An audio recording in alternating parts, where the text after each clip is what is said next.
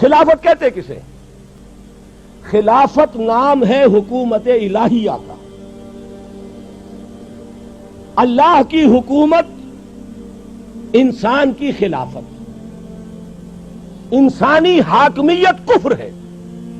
آج بھی نعرہ لگ رہا ہے, آج بھی میں نے پڑھا ہے کسی صاحب کا, سیاسی کارکن کا بیان, عوامی حاکمیت کے قیام تک ہماری جد و جہد جاری رہے گی. یہ نعرہ کفر ہے, کلمہ کفر ہے.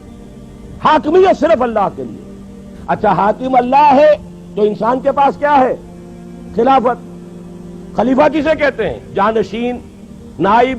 اور سادہ ترین بات سمجھ لیجئے, یہ چونکہ بہرحال قریب ترین مثال ہے, ہم انگریز کے غلام تھے.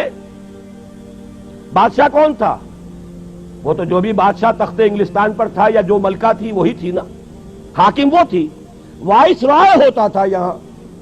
وائس رائے اس کا نمائندہ. جہاں حکم آ جائے گا اصل حاکم کی طرف سے سر تسلیم خم, جہاں نہیں ہے اپنی ثواب دید سے, مشورے سے, قریب لوکل جو بھی کنسلٹیشن ہے, جو ایکسپرٹس ہیں ان کے مشورے سے قدم اٹھا. یہ خلافت ہے. اب آپ ایک اور بات سمجھ لیجئے, یہ خلافت اللہ نے تمام انسانوں کو دی, اس لیے کہ ہمارے سب کے, چاہے وہ کافر ہو, مسلم ہو, ہندو ہو, مسلمان ہو, عیسائی ہو, گورے ہو, کالے ہو, سب حضرت آدم کی نسل سے ہیں. اور انی جاعلک یہ جو فرمایا اس قال ربک للملائکۃ انی جاعل فی الارض خلیفہ, تو خلافت آدم کو دی, تو آدم کی ساری اولاد خلیفہ ہے. آپ کو بڑی عجیب بات معلوم ہوئی ہوگی, لیکن جو خلافت سے آگے بڑھ کر حاکم بننا چاہے وہ باغی ہے. سمجھ رہے بات؟ جو خلافت سے آگے بڑھ کر حاکم بننا چاہے گا وہ کون ہے؟ باغی ہے. لہذا جو تو مسلم ہے, مسلم کے معنی سر تسلیم خم کرنے والا, اللہ کی اطاعت قبول کرنے والا, مسلم خلافت کا حقدار ہے. غیر مسلم باغی ہے, وہ تو در حقیقت اللہ کے خلاف بغاوت کا عالم لے کر کھڑا ہوا ہے. لہذا عملاً خلافت صرف مسلمان کی ہوگی, غیر مسلم کی نہیں ہوگی, اس لیے کہ اس نے خود بغاوت کی. اب اگر بادشاہ کے 2 بیٹے تھے, اورنگزیب کے اگر چند بیٹے تھے یا کسی اور کے کوئی بیٹے تھے, کسی نے بغاوت کر دی, اب ظاہر بات ہے وہ تو پھر بادشاہ کی عین زندگی کے اندر وہ تو محروم ہو گیا تمام اعزازات سے. اسی طریقے سے اگرچہ اصلاً یہ خلافت کل بنی آدم کو اللہ نے عطا فرمائی, لیکن جنہوں نے اس خلافت سے آگے بڑھ کر حاکمیت کا دعویٰ کیا, چاہے وہ فرد ہو چاہے قوم ہو, وہ حاکمیت کا مدعی جو بھی ہے وہ گویا کہ اللہ کا باغی ہے, وہ خلافت سے محروم. اب خلافت صرف مسلمانوں کی ہوگی. 2 باتیں سمجھ میں آ گئیں. اب تیسری ایڈ کیجئے. جب تک نبوت کا سلسلہ جاری تھا, شخصی طور پر نبی جو ہے وہ خلیفہ ہوتا تھا اللہ کا, وہ وائس رائے تھا. کیوں؟ اس کا ایک وائرلیس سسٹم سے جس کا نام وحی ہے, اصل حاکم کے ساتھ اس کا ایک تعلق قائم ہے. حاکم کا حکم پہنچ رہا ہے نبی کو, لہذا اللہ کے حکم کو نافذ کرنا کس کا کام ہوگا؟ جس کے پاس حکم پہنچا. لہذا خلافت پرسنل تھی کہ نبی ہی خلیفہ تھا.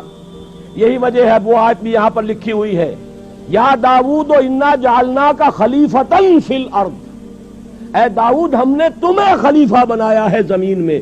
خلیفتن یہ تنکیر ہے, ایک خلیفہ.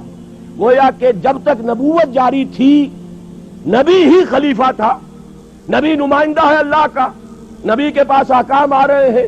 ما آتاکم الرسول فخذوہ وما نہاکم عنہ فانتہوا, جو رسول تمہیں دے تھام لو مضبوطی سے, جس چیز سے روک دے رک جاؤ.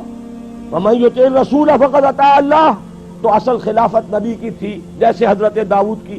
بلکہ ایک حدیث بھی بڑی پیاری ہے, حضور نے فرمایا کانت بنو اسرائیل تسوسہم الانبیاء کلما ہلک نبی خلفہ نبی.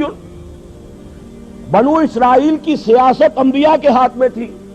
جیسے ہی کسی نبی کا انتقال ہوتا تھا اس کا خلیفہ بھی نبی ہوتا تھا. تو گویا کہ نبوت چلی آ رہی ہے. حضرت داؤد کا انتقال ہوا, ان کے بیٹے تھے کہ نہیں حضرت سلیمان, وہ خلیفہ ہو گئے.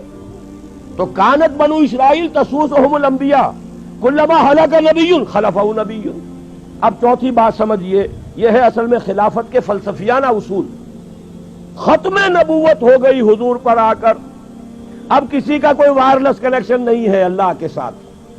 وہ تو کتاب اور سنت ہے. اب قرآن میں اللہ کی ہدایت، اللہ کا آخری ہدایت نامہ قرآن، نو انسان پیام آخری حامل او رحمت للعالمین، اور حضور کی سنت اب یہ ہے ہمیشہ کے لیے. لہذا اب خلافت جو ہے شخصی نہیں رہی، امت کی ہو گئی، مسلمانوں کی اجتماعی خلافت ہے. یہی وجہ ہے کہ پھر خلیفہ کو مسلمانوں نے منتخب کیا، مسلمانوں کی رائے سے ابو بکر خلیفہ بنے.